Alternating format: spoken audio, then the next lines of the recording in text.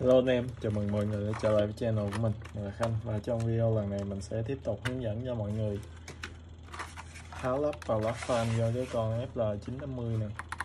Ở đây mình có bản Hana. Thì nhân tiện mình chia sẻ luôn là cái con này mình làm để mình trả hàng lại cho khách. Tại nhiều lúc mình làm video thì các bác kêu là bên bay thì mình không rep, nhưng mà mình cứ ra video đều đều. Nhưng thật ra là mình tranh thủ mình vừa làm trả hàng cho khách và mình vừa quay video luôn. Là một số cái video dạo gần đây mình không có edit nữa và mình để raw mình up lên luôn. Thì cái con này nó cũng là một cái con cây stopboard 2 mảnh, và theo chiến thuật thì chúng ta vẫn sẽ mở ở cái cạnh dài trước, tại vì nó có cái phần này nè, cái phần ở giữa này thì cái kết cấu của nó khá là yếu, nên là mình sẽ cho tay vô nảy ra được. Sau khi cho tay vô nảy ra được thì mình sẽ bắt đầu mình xài cái cây nhíp. Là anh em có một cái gì đó nó dẹp hoặc là nó nhọn thì anh em cho vào để nảy ra. Cái con này thì anh em nảy tương đối là nhẹ thôi, bởi vì nó xài mấy cái chân ngàm khá là nhiều. Nếu mà anh em đi mạnh thì nó sẽ bị gãy mấy cái ngàm đó. Thì xíu nữa mở ra xong mình sẽ chỉ cho anh em coi mấy cái ngàm đó là cái nào.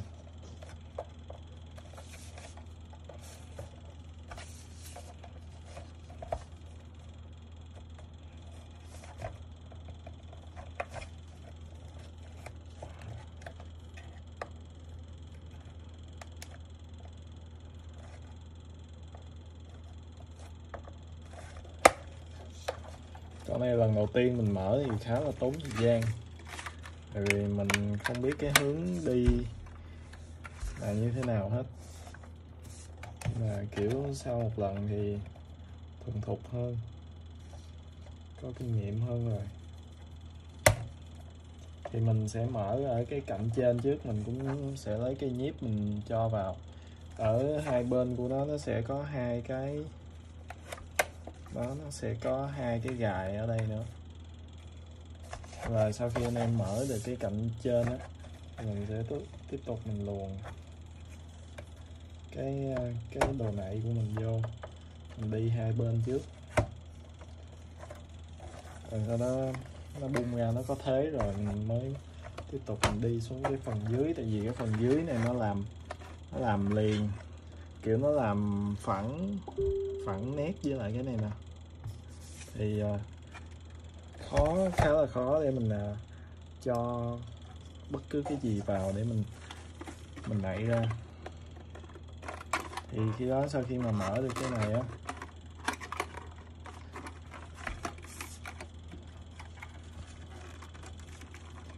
thì anh em dùng tay anh em đẩy nó lên nè, đó nó sẽ lộ ra một cái khoảng trống.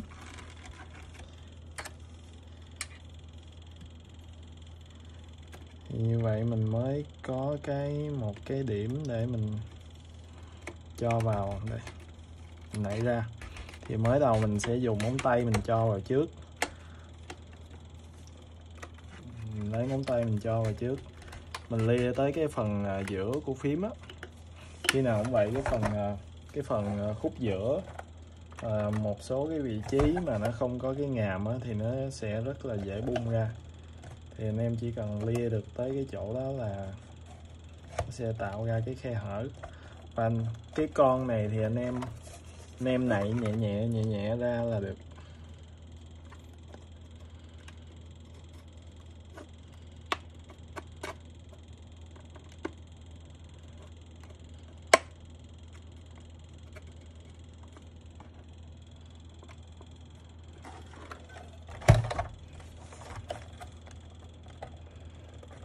Chỗ nào khó quá thì anh em dùng thêm tay để tạo cho nó cái độ mở đó. Anh em cho thêm móng tay vô để nảy nó dễ hơn. Rồi thì sau khi mà mình nảy ra hết được thì nó sẽ bung cái tớp ra y như bình thường thôi, như mấy con khác. Thì lý do vì sao anh em không nên nảy mạnh đó, tại vì nó có mấy cái này nè, nó chọc xuống và nó kẹp vào trong cái phần đáy. Nếu mà anh em nảy mạnh quá thì mấy cái chỗ này nó sẽ bị gãy, nó sẽ bị vên ra và nó xuất hiện một cái vệt nứt ngang đây. Thì anh em nào làm lần đầu thì anh em cũng sẽ thấy thôi, còn mình này mình làm có kinh nghiệm rồi. Rồi sau khi mà mở được cái top của nó ra rồi thì mình sẽ tìm một số cái vị trí ốc ở trên cái blade của nó để mình mở thôi. Thì ở trong video này anh em chú ý những cái cụm mà mình tháo, thì anh em chỉ cần tháo keycap ở những cái khu vực đó thôi. Con này nó có foam silicon ở trên blade rồi, nên là anh em cũng không cần tháo ra để foam blade đâu. Nếu mà thật sự cần thiết thì anh em có thể đổi qua cái foam cao su lưu hóa để cho cái tiếng nó mềm hơn, chứ cái tiếng của silicon thì nó hơi nặng, kiểu nó hơi làm tiệt âm đi á.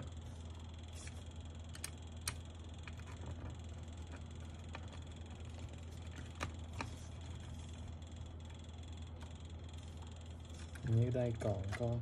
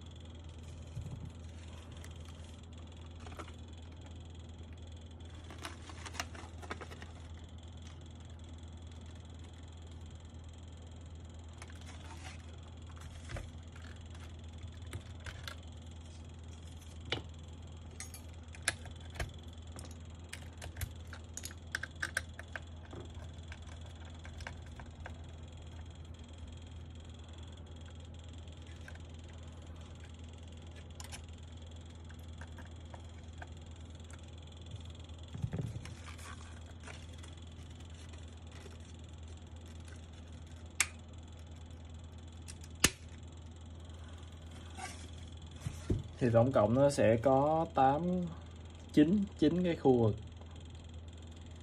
Có ốc là ở đây một lỗ, ở đây bên phía cái cụm arrow, ở đây thì anh em cần tháo keycap ở cái nút control window nè, cái nút CV, nút và thanh space, rồi cái cụm 4 nút ở đây là 0 chấm nè, 2 3, lại chia nhân 89. Thì anh em cần tháo keycap ở những cái vùng đó. Đây là con switch box Prusa,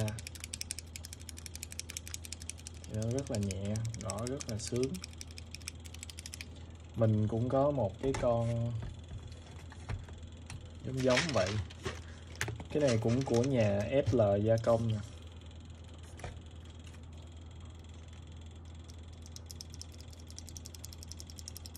Tương đối là nó giống cái con box Prusa và giá nó rẻ hơn rất là nhiều. Thì mình sẽ gấp một con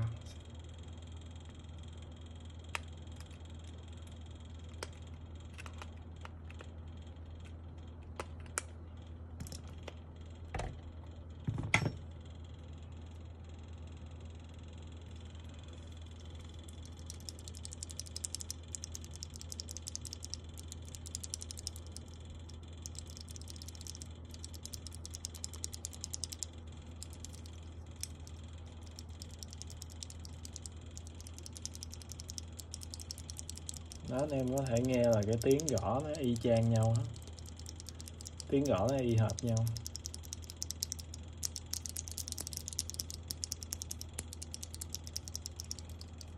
Và gần như là cái độ mượt nó xem nhau, nhưng mà giá của cái con này nó rẻ hơn rất là nhiều.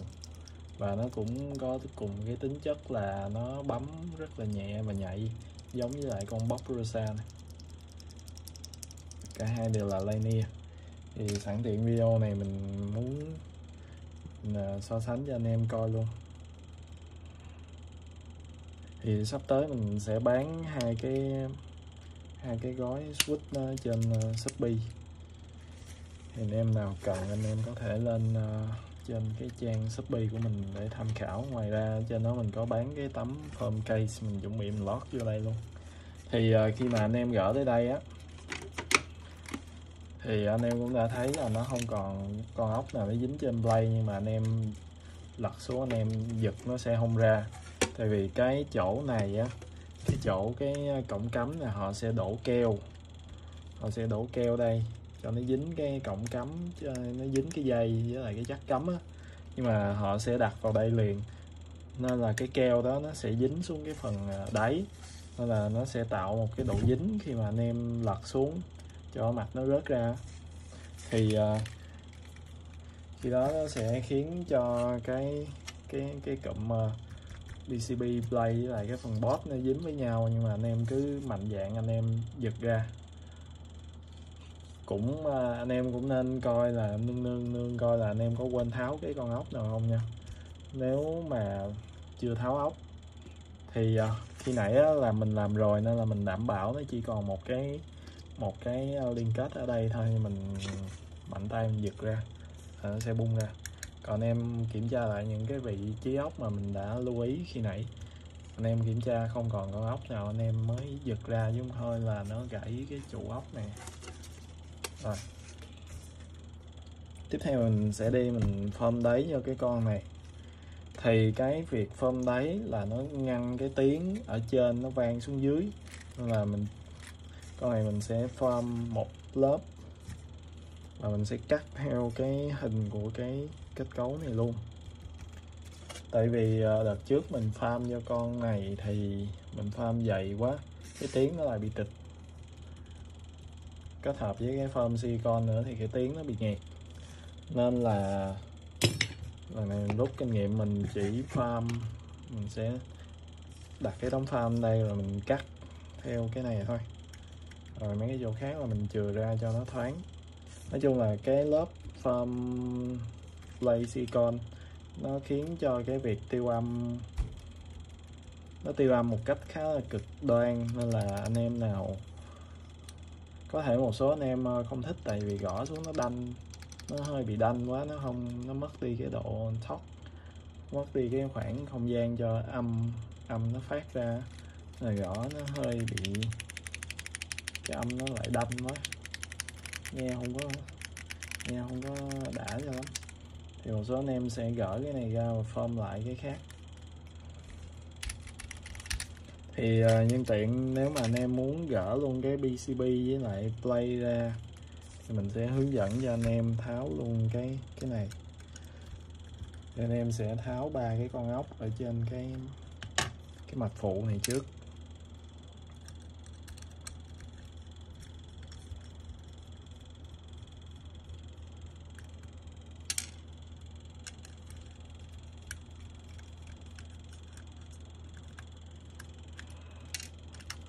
Rồi anh em cầm ra về luôn nha, không có cần bứt cái này. Rồi mình cũng không có cần lấy cái này ra luôn, tại vì hai cái này nó đổ keo rồi, anh em cứ giữ cho nó nằm yên như vậy là được. Rồi tới cái phần viên pin thì họ sẽ dán nó xuống cái này, nên là anh em bóc keo, anh em cho luồn tay vô ở dưới, anh em bóc cái cục pin lên. Rồi mình cũng sẽ để treo cho nó lủng lẳng vậy, chứ mình cũng không có tháo ra nha. Tại vì mấy cái jack cắm của cái con này là họ đổ keo hết rồi, anh em giật ra thì có khả năng là anh em lắp lại không được. sau khi mà dỡ cái pin lên thì nó sẽ lộ ra hai cái con ốc ở đây nữa.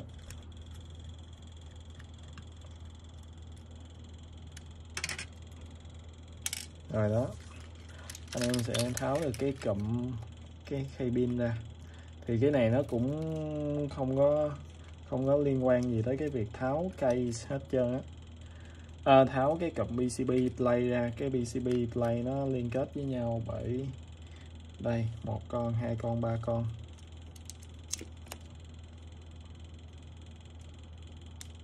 Hình như có 3 con ốc thôi.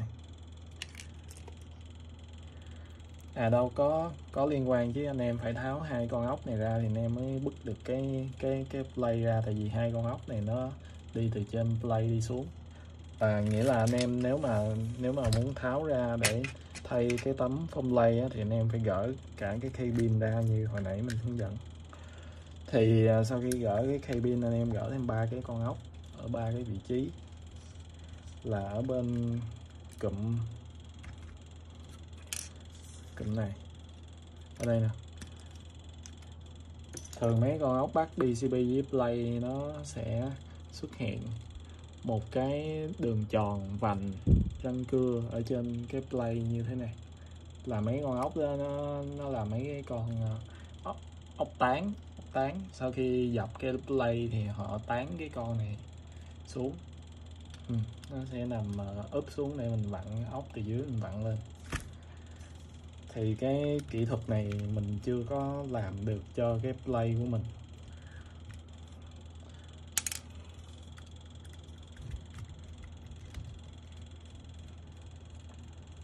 Nhiều khi mình muốn chế cái con này ra để xài plate PC. Thì sau khi mà anh em tháo 3 cái con ốc đó ra thì anh em sẽ ở đây nó còn một cái con ốc kế 2 cái công tắc.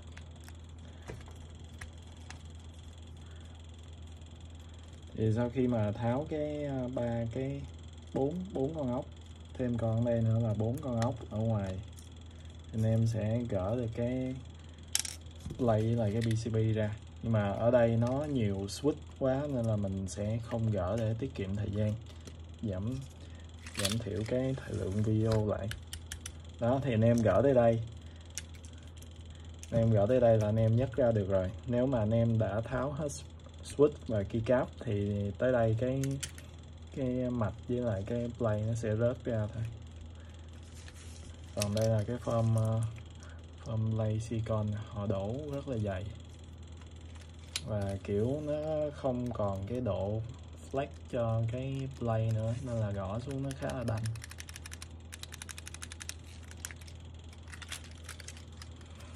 Rồi, ok.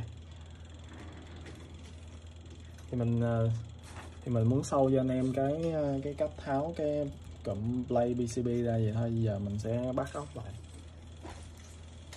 để mình cố định lại cái vùng hồi nãy, rồi mình cắt phông đáy.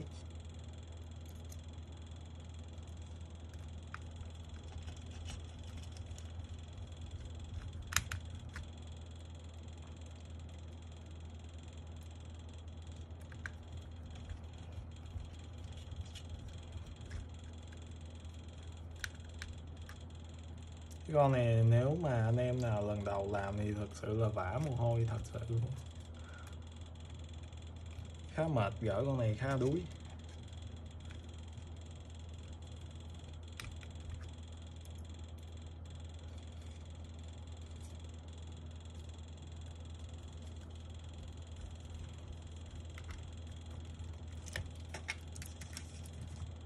Rồi anh em để xuống hai cái lỗ ốc nè, nó sẽ rớt vô hai cái chỗ này.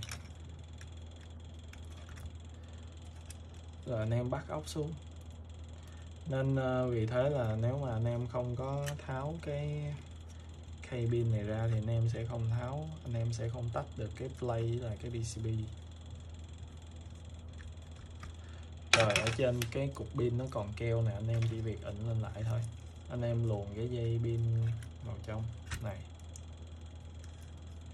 Và hồi nãy pin họ để sát ở ngoài này nên mình cũng sẽ để sát ra ở ngoài này chứ không để vô trong. thì chắc là nó cũng có một cái lý do nào đó họ mới để sát qua bên này.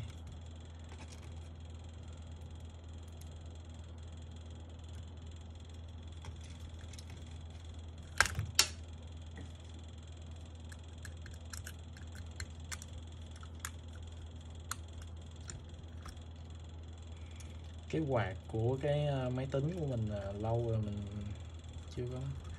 chưa có vệ sinh đó, nên là nó bị bám bụi,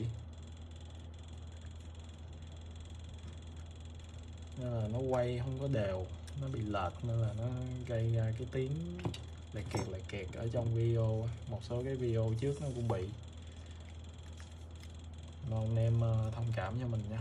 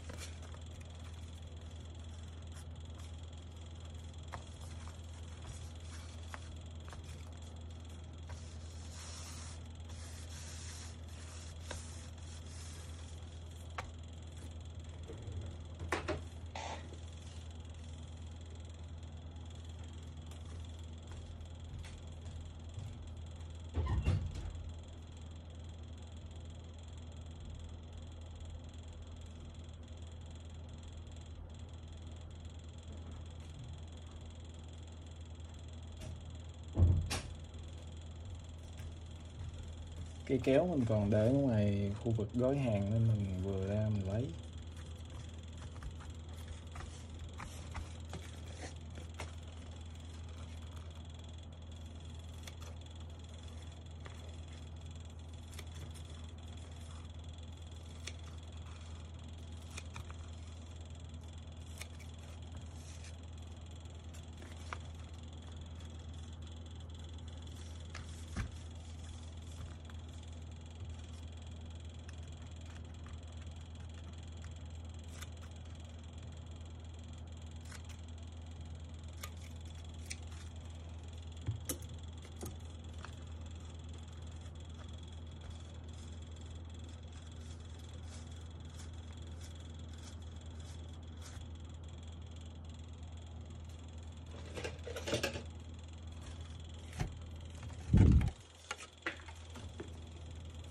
Tại vì lần này là mình form nó ở cái thế là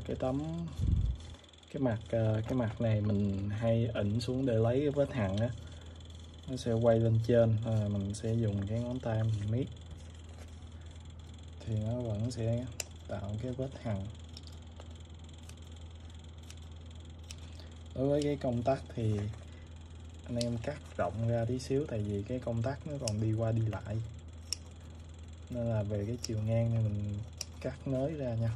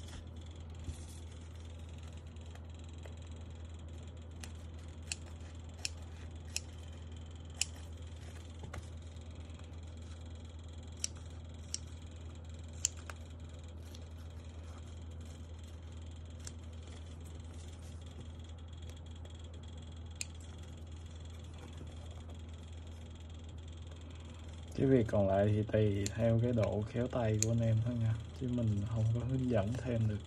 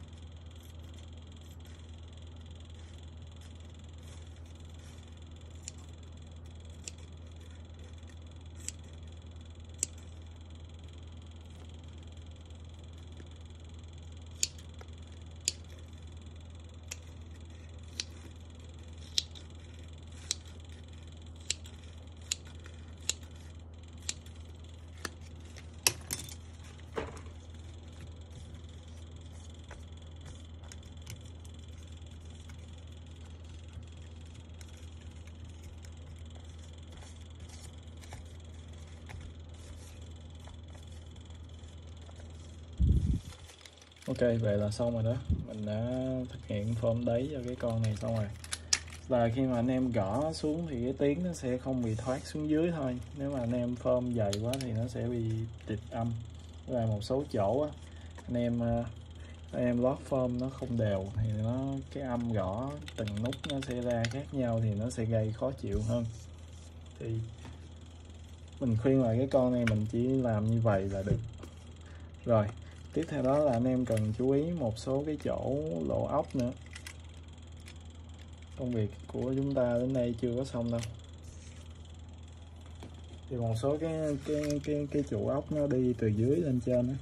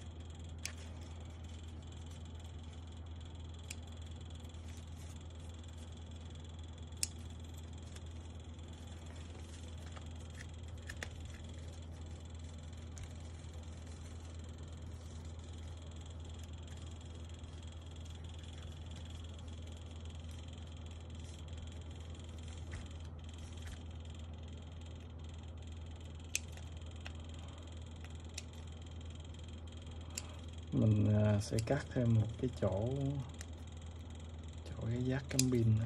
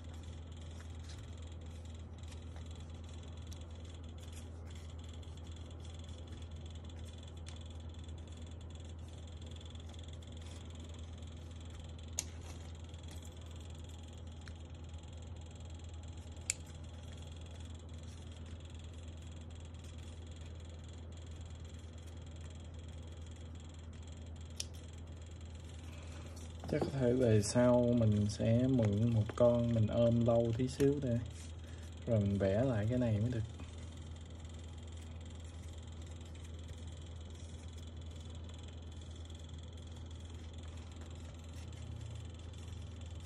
Nó cũng có mấy cái đường đơn giản thôi, nhưng mà nếu mà cắt tay thì nó cũng hơi lâu và nó không được thẩm mỹ cho lắm.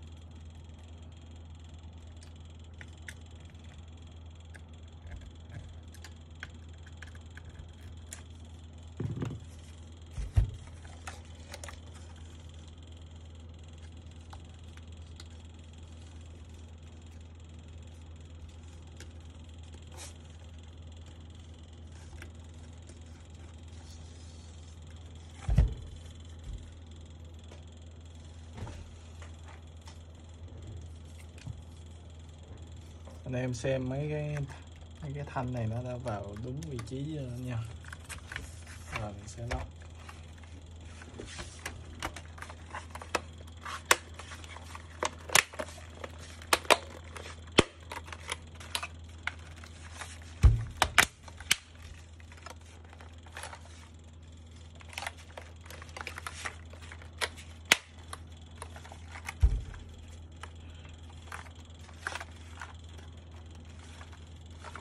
Anh em kiểm tra vị trí các cái ngàm nó vào hết chưa, mấy cái chỗ hở về anh em bóp vào nè,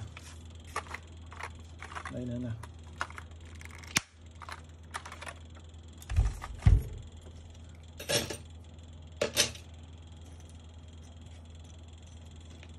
Rồi vậy là xong. Nếu mà anh em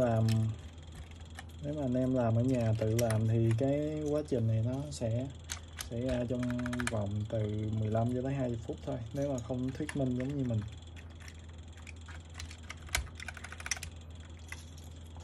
Thì cái việc lắp form đáy cho con FL950 này cũng khá là đơn giản. Tuy nhiên là nếu mà lần đầu anh em làm thì sẽ hơi tốn thời gian, vì anh em có một số chỗ như là cái mà gỡ keo giữa cái mặt với lại cái bốt á, thì cái phần đó thì anh em sẽ hơi nhát tay, nên anh em cứ kiểm tra kỹ là tháo hết ốc ra rồi mình cứ mạnh dạn mình giật ra thôi. Thì cái việc tháo con này nó cũng khá đơn giản, không có gì khó. Dù là anh em gõ dưới nó hơi rỗng, mà khi mà anh em gõ trên xuống thì cái tiếng nó sẽ không có bị vọng xuống dưới, mà nó trong hơn trước rất là nhiều. Nhưng mà phần lớn nó nhờ cái form lay silicon hết rồi. Thì nếu mà anh em nào kỹ, anh em cắt thêm mấy cái miếng pham này, anh em pham xuống dưới cái đáy, thì con này nếu mà pham kỹ và kín thì tầm 1,5 tấm mới đủ. Thì anh em sẽ cần mua 2 cái tấm 43x15 trên Shopee, thì anh em sẽ lót đủ cho cái con này. Còn nếu mà anh em làm như mình thôi, thì làm như mình nó sẽ cho một cái tiếng, cái âm gõ nó tối ưu hơn. Còn làm cái kia thì anh em phải làm rất là kỹ thì cái âm gõ ra nó mới đều. Thì nhân tiện này mình cũng so sánh một xíu cái con này với lại cái con Akko 3098.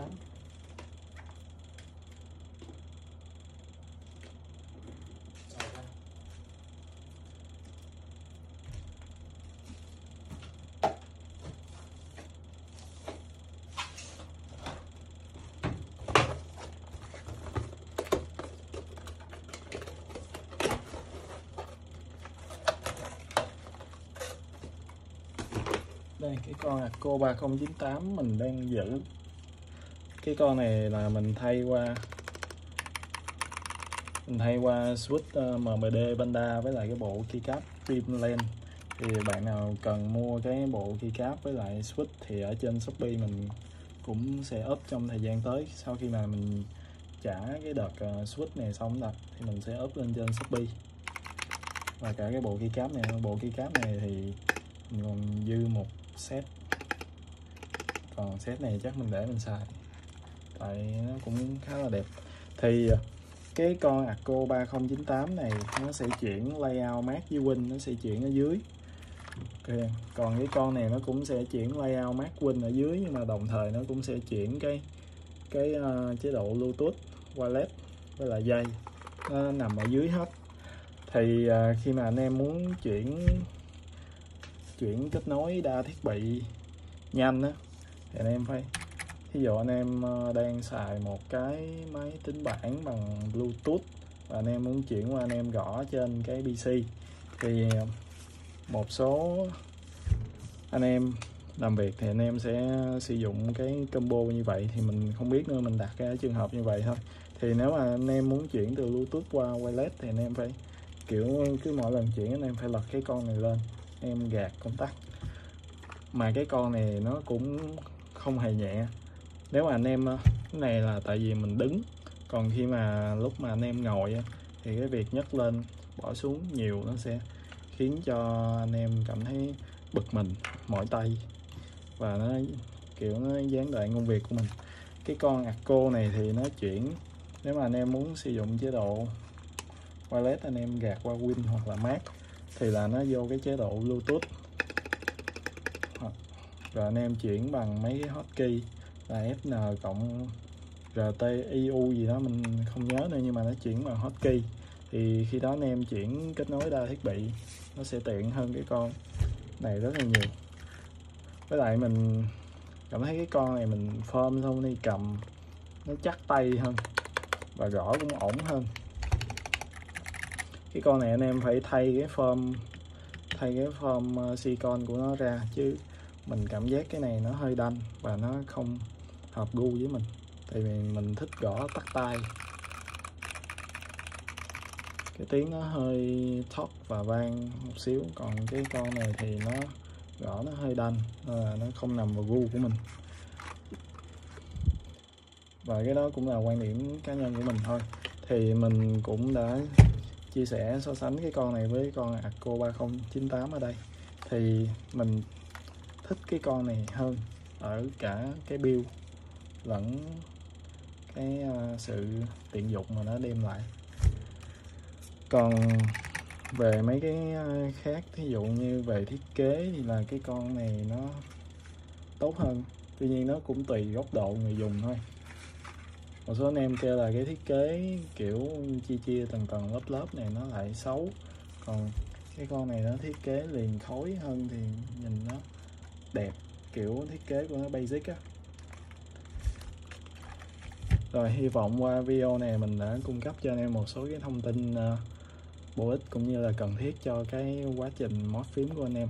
Và nếu anh em thấy video này hay, hãy like và share video này ra đến với mọi người. Và nếu đây là lần đầu tiên anh em đến với KMK thì anh em hãy bấm vào nút subscribe ở góc này của màn hình. Nói chung là góc này của màn hình, và nếu thấy nút chuông thông báo thì anh em bấm vào nút chuông thông báo để nhận những thông báo cho những video mới mà mình sẽ ra trong thời gian tới. Chào, hẹn gặp lại anh em.